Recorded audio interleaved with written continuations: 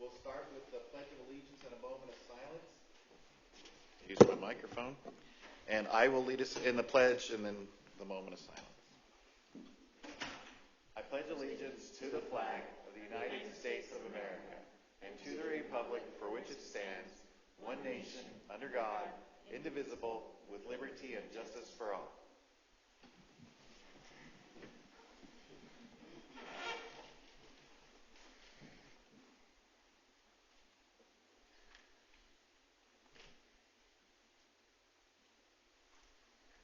Thank you.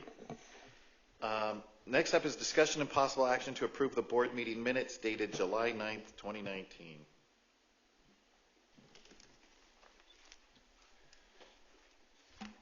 I just need a motion to approve. I move to approve the board meetings dated July 9th, 2019. Second. First and second. Do you want a discussion? All in favor? Aye. Any opposed? All right. Superintendent's report. Dr. Berry.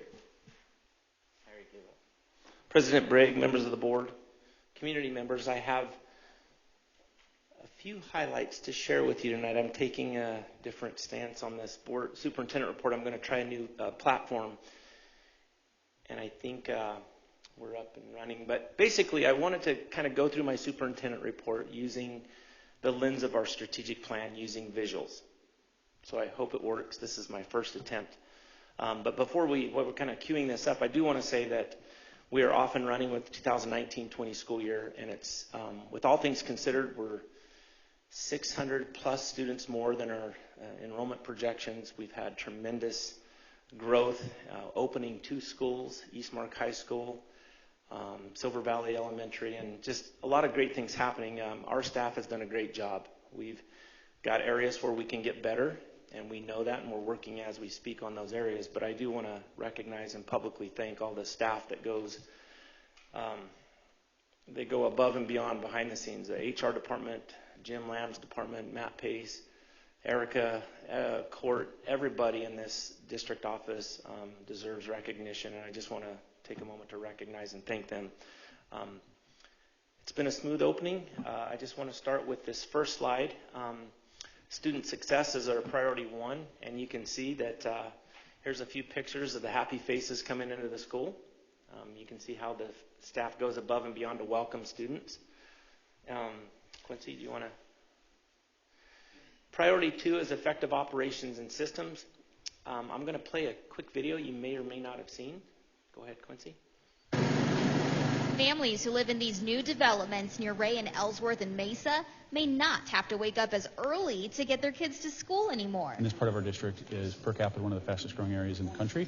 And previously, students would have to commute down Ellsworth Road, which could take anywhere from 25 to 35 minutes in the morning to get to school. So we really realized that there needed to be an option for students that live in this part of the district. They now have closer options, Eastmark High and Silver Valley Elementary. Teachers will welcome students for the first time tomorrow. One of the unique things about Silver Valley Elementary School is their use of space. This is a breakout room. The teacher can actually look through this window, and if a kid needs some extra help, they can come here. This is a whiteboard wall and can actually do what they need to do to learn right here. Teachers spent today prepping their high-tech classrooms. So modern and new. I have never seen anything like this in the Valley. We are so lucky to have the technology and all of this, this beautiful facility. They're looking forward to using their new tools to engage students and get them excited to learn. At Eastmark High School, classrooms are outfitted with non-traditional desks and chairs on wheels. I don't have to keep them confined to just one space. They're able to get up and move and be active and really take a hands-on approach in their learning. They're not just stuck in a desk. In Mesa, Maria Hechanova for Arizona's Family. Over on the right side of this slide, you'll see a picture of Eastmark High School. I think it's a cool story. I've been getting pictures, random pictures from community members up in the Eastmark community. Got this picture of someone snapping this evening photo.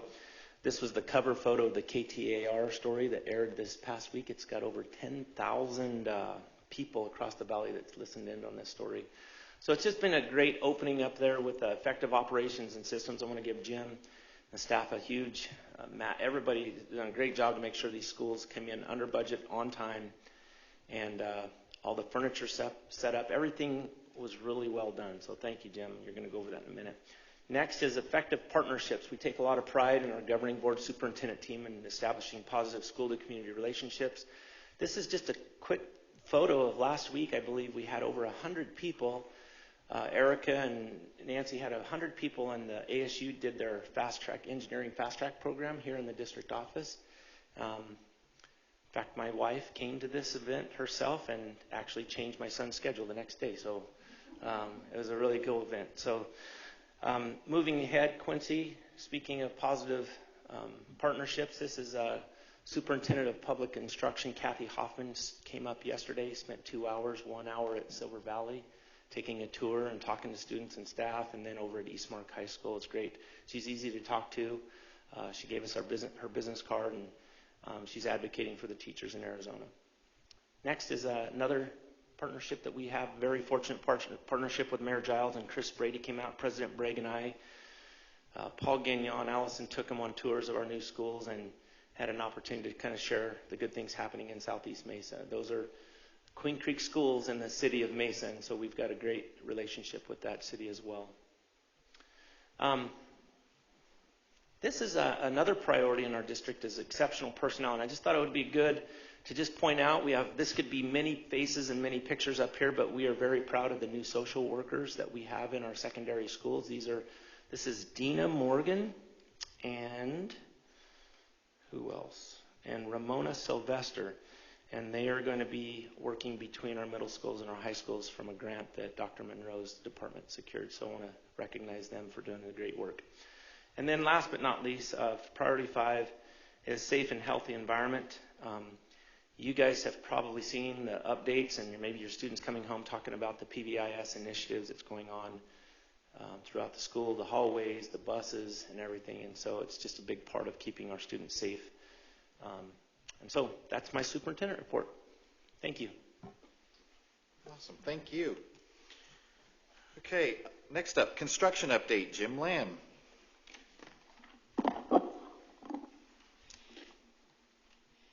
President Bragg, members of the board, I have a quick update for you this evening. As Dr. Berry alluded to, Eastmark High School Phase 1 is completed on time and under budget. He stole the thunder on the pictures, but these are always my favorite, are when the kids come in and get to use the space. I think we got a lot of social media action on these tweets and Instagram pictures of the kids actually using the space. So, same with Silver Valley, on time and under budget. A lot of use of those spaces, a lot of positive feedback on both the schools, the designs, and the students and the teachers all love them. So, quick update on elementary school 8. I don't have any good photos yet because we're not in construction, but I just kind of wanted to update you on our timeline and where we're at in that process. As Dr. Berry alluded to, there's a lot of behind-the-scenes work that happens before we put a shovel in the ground. So we've been meeting with the town and Fulton Homes to kind of coordinate all the underground stuff and the stuff that nobody will ever see once we're done. We have been meeting with our architects and contractors to kind of review the designs, get those lean and mean, and work on our pricing. So we expect to, at the next board meeting, have a GMP review and pricing to the board for consideration for review and approval. And then we expect to start construction shortly after that, right in the first week of September. So, Jim, do we plan on having a groundbreaking ceremony in September? We haven't scheduled it yet, but probably late September or so. All right. Wait till it's a little cooler, maybe October. Okay. We will. No, I'm just saying my calendar. Okay. As you know, in Eastmark High School, we actually, or the Phase 2 on the junior high edition, we started construction towards the end of June, and we're kind of rolling right into underground utilities through the month of July and August, and we look to have foundations in the ground by the end of the month. So, as we discussed earlier, it was good to get that early approval. Allows us to stretch that construction time frame out a little bit, and we're able to get a pretty good price on that by doing so. On the Desert Mountain Classroom Edition, same thing. We haven't started the construction. We had our first kind of pricing meeting today with our contractor. We're working through the pricing, kind of the design. That's the melding kind of the contractor and the design together. So as we work through that through the next month or so, we'll kind of tighten up those construction drawings. Look to probably first or we're shooting for that first board meeting in October to get our GMP pricing in for review and approval. And we'll go from there and break ground in November. So that's a really good timeline to actually get us in that school right about middle of summer, so we can get moved in and get all set up for that one as well. I just want to kind of give you a snapshot of some of the other capital improvement projects we're working on and trying to get the wheels going for this school year and then into the breaks. Queen Creek L, and this is just a partial list. So Queen Creek L, we've actually already sent out the PO for a new marquee on that one. We're doing some playground equipment, refreshes and updates. Jack Barnes, we're working through some quotes on a new marquee. So that'll be, with those two marquees, those will be the last two schools that will need the digital marquees. So then we'll have full digital marquees where we can send out those parent messages in a lot more efficient manner. Queen Creek Middle, we're working on some extra shade canopies for the lunchtime overflow. Queen Creek High, we're already working through the security cameras. We expect those to be buttoned up in the next month or so. We're looking at early kind of designs and ideas of widening Bulldog Boulevard, and then Mill Barney, we're continuing through some courtyard improvements. Those are just the larger ones we're kind of tackling right now, and there's a lot more kind of in the hopper as we go through with quotes and getting contractors on board. And I just wanted to highlight a few of the building renewal grant projects we're working on. Those are the SFB dollars that we go to get for renewal grants for our existing facilities, and it's kind of a long and arduous process to get those assessed and reviewed and kind of jump through all the hoops. So just to let you know, we're working on our roofing and paint and some of the HVAC controls at some of the other schools. So that'll be an ongoing process. You'll get some updates throughout the year with those, but we're pushing forward on trying to get some of those grants secured. With that, I'll take any questions. How soon before we can get widening that Bulldog Way? So we're working on design now. It's going to be, I think the adjacent waste funds will be available this time next year for the widening of Bulldog. Bad answer. No, it is what it is, but look, we need helicopters or something. Hover cars. Oh, thank you very much. Sorry. Okay, next up, call to the public. I have a blue card, so I'll just read this.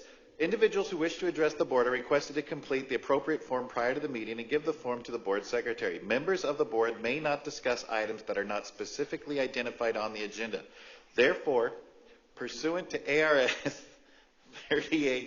38-431.01H, action taken as a result of public comment will be limited to directing staff to study the matter, responding to any criticism, or scheduling the matter for a future agenda. The board requests that all comments be limited to 3 minutes or less, and that the public refrain from the use of speech or language that is offensive or inappropriate, pursuant to the board policy KFA. The president will limit discussion whenever he deems such action appropriate to the proper conduct of the meeting. So first up, we have Allison Dusky, and so come on up, and it's tradition to give your address, but I don't know why, but go ahead, and you have 3 minutes. Hello, I'm Alice Sandusky, and my address is 4025 North Rainier in Mesa. And I just want to address the board at policy GCQC, and just want to tell my story. My name is Alice Sandusky. I've been a registered nurse for 21 years and in education for 7. I'm currently at QCHS in the CTE Health Occupations teacher role. I gave notice of resignation on June 26 prior to my contract being ratified and accepted by the board. My husband was offered a position in Bend, Oregon, which he did accept. We went to Oregon June 30th to secure housing and take a few items up. Much to my surprise, I was notified that the governing board would be retaining me and I would report to work July 19th. I'm still currently in the position, with the release date being this Friday. I'm here to speak out about policy GCQC, which is on the agenda tonight for first read and final approval to go into effect immediately August 2019. I'm just asking you to maybe define your parameters better, and especially for those with circumstances that move out of the state. I understand that Arizona does have a teacher shortage, and at times people sign contracts and then try to find better paying jobs or other districts. But I'm asking you to reconsider and to change language for those that are moving more than 100 miles out. It is my understanding, hearing from staff, that being retained when your family is moved is a very rare circumstance. So I just wanted to share with you how that feels to have this happen and how being retained with more than a 100-mile move for my family and myself. My family is 1,100 miles away.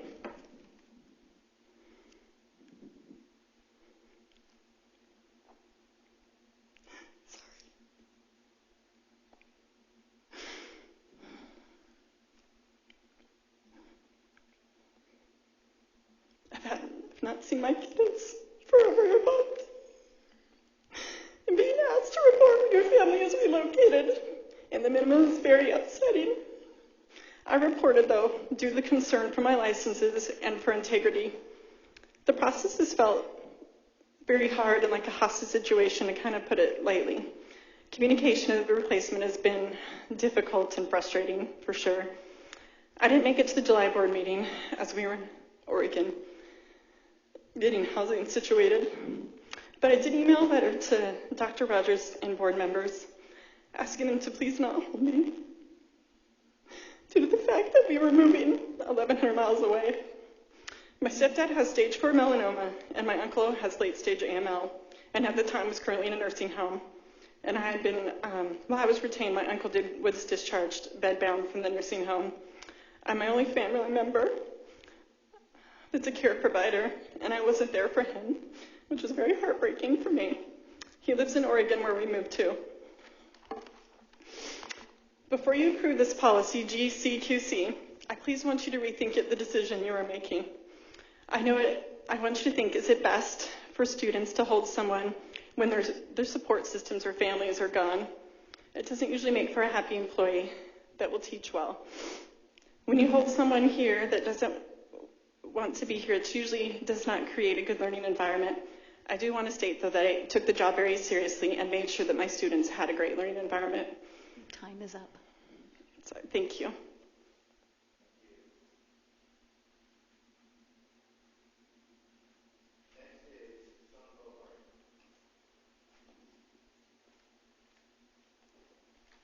President Bray, Superintendent Barry, members of the board, members of staff. My name is Sean Bohart. I live at 19454 East Oriole Way in Queen Creek, Arizona 85142. Don't know why we do that either. So the first thing I want to bring up to you is the traffic flow at the high school, and I just want to let you know that I think it's good. It's a step in the right direction. The change is difficult, change is frustrating, and people don't know how to accept change. But I just want to say it's a step in the right direction. Widening Bulldog Way, changing the timing on the lights, it's going to help. But it's a huge difference for me from last year having to wait for the buses to come at me and then wait for the sheriff to call me down and then turn left. And it was just phenomenally frustrating. I think it's a step in the right direction. So, since I'm the only one here that's saying good things about it, that's what's on the record. So now my next thing is there's a question that I have, and I know you guys can't address it, and I don't know if you have. I'm the treasurer for the band boosters, and we had a fundraiser to sell bricks to put on the wall of the building, and we found out that we are going to paint the building, and we're just curious about what that timing is going to be before we put our bricks on that. So if you could have staff review that and then add that to the agenda next time, that'd be great, just so we know when we could we were going to put the bricks on over the summer. We raised $5,000, and we still don't have our bricks on the wall, so yeah, that's just one. So, no, you can't comment. Don't comment. Yeah. So, yeah, but I appreciate it. And yeah, and don't get me wrong, we're all for the painting of the buildings. So we just want to make sure that we can get that timely and get our bricks on. So, and we're going to continue that brick. We plan to continue that brick to add more for the fine arts building. It's not just for the band. We raised $5,000 for all the fine arts, including choir, band, orchestra, and drama. And it's basically a brick that you can buy and will apply to the building, and it's there for all time. So that's all I had to address. Thank you very much for your time.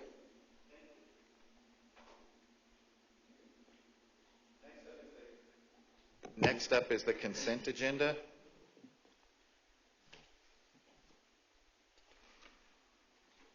And while you guys are thinking about it, I'll just read. The governing board would like to thank everyone who's donated to the Queen Creek Unified School District, and the generous support of our schools and district is very much appreciated.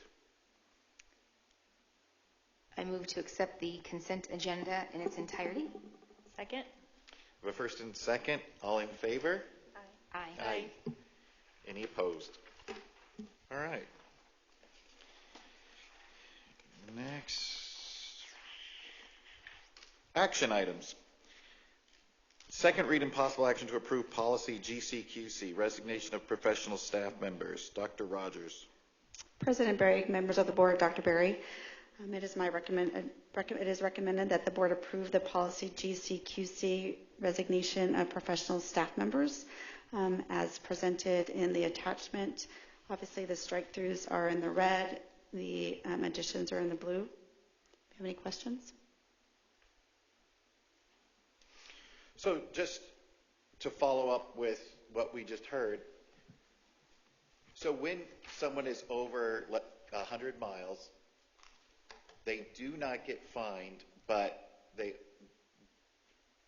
so what if that teacher just left and said, not my problem, your problem? What would have happened under the new policy that we're voting on? Would she have lost a nursing license? As it is in professional conduct, as in the state statute, and so yes, I would report it to the Arizona Department of Education in regards to abandoning the job. Okay.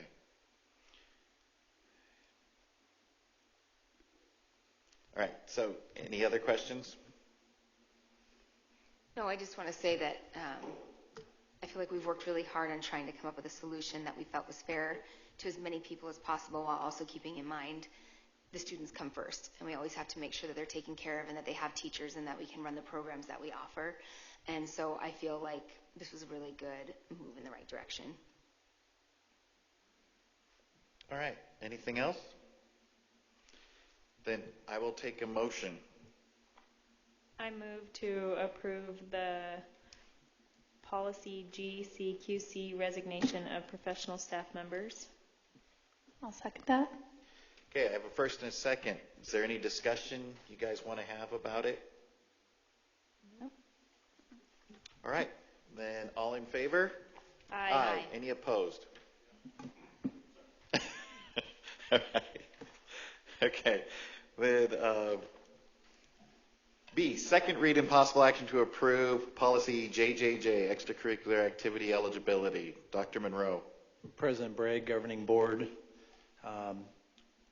The reason that we recommend that this policy be voted on tonight is this clarifies our eligibility for athletics at the middle school and the high school level at 65%. What it also does is it aligns, we've done that for a time, but this allows us to put that number into policy, and that it also aligns with what we have in our handbooks, so there's a clear understanding from parents and coaches. Any questions? So basically it just is stating that if a student has less than 65%, then they are basically on probation or no longer able to participate in that sport? Correct. It's more like a probation. The student can obviously bring their grade up, and we do weekly grade checks, but yes. So I guess in the past, I thought it was an F, but it's 65%, and it's just not written in there. Correct. Okay. Yeah, we've always done the 65%, and this is exactly the reason why, because we want to make sure that there's really good clarity with parents, students, and the coaches. So, how long are they on probation for? Really, they can get out of it after a week, as long as they bring their grades up. So it's not like you're off the team or anything like that. So there's very frequent checks.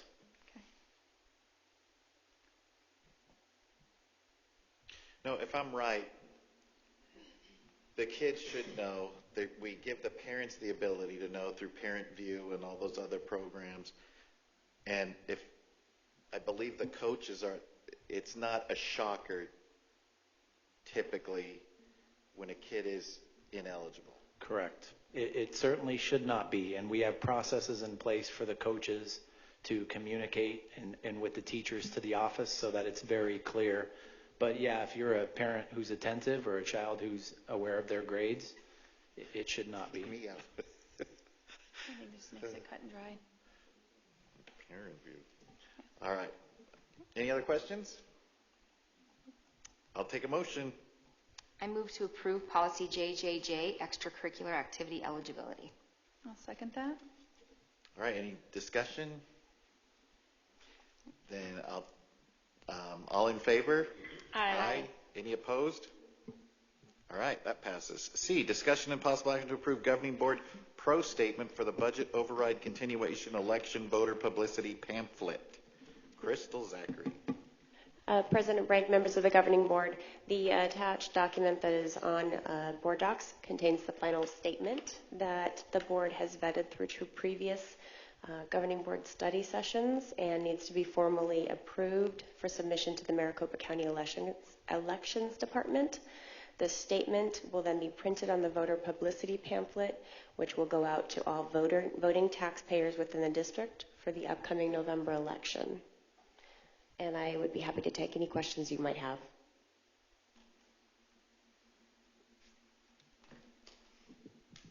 Any? All right. Crystal. Perry has a question.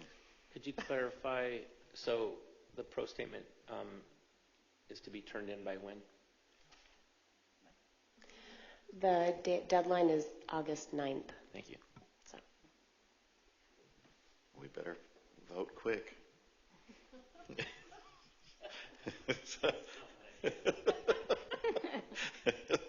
So I will take a motion on that. Motion to approve the governing board pro statement for the budget override continuation election voter publicity pamphlet. Second. I have a first and second. Do we want to talk about it at all? No. Nope. All right, then I'll take a vote. All in favor? Aye. Aye. Any opposed? All right, it passes. So send it in. We're excited. This will be great. Thank you. Next up, information items, financial summaries for June 2019 and July 2019. Crystal. President Bragg, members of the governing board, excuse me, since we are in month 2 of our 2-month encumbrance period, I'm going to be showing the governing board 2 financial summaries for the next couple months. We are still closing out fiscal year 18-19, and so the statement that I show you in front of you right now is the June 2019, not final, but it's through July, so it's had 1 full month of our finalizing the year. We still have until the end of this month to finish paying out all the invoices and closing out purchase orders, which is why you see encumbrances in both the budget controlled and cash controlled.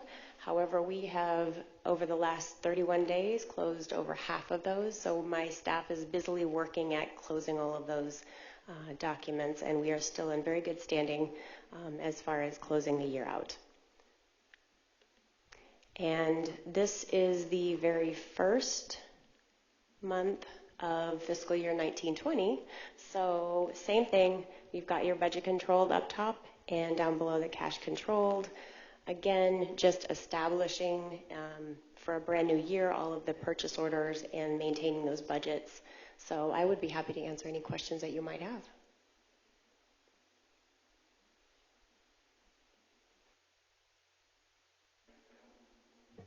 I don't see anyone raising their hand or wanting to ask any questions, so thank you very much. Next is personnel. I can take a motion in its entirety. I move to take personnel section in its entirety. I second that. All right, I have a first and second. Any discussions? All right, all in favor? Aye. Any opposed? All right, so we just hired a bunch of people. So congratulations, new hires. And then we're not going through all these site reports, right? Okay.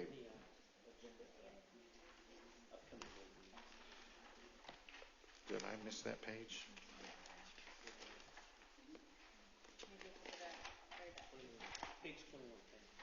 My pages aren't numbered. All right, second to last page. Announcements, upcoming board meetings. So September 3rd, we have a study session and a regular session. September 17th, we have a board retreat. September 26th is a joint town council. Woohoo, I love those meetings. October 15th is another study session. And then do we have a special session coming up, or is that not announced yet?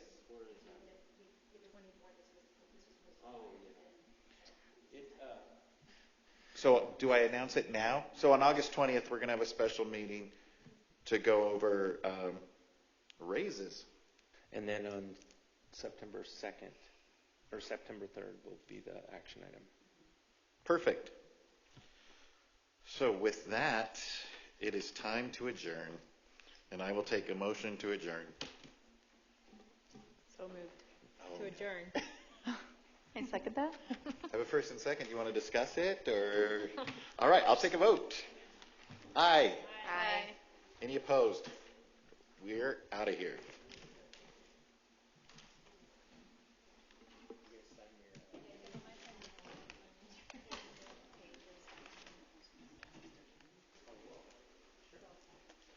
Okay. I totally agree with that teacher. I totally agree with her. I think it's a very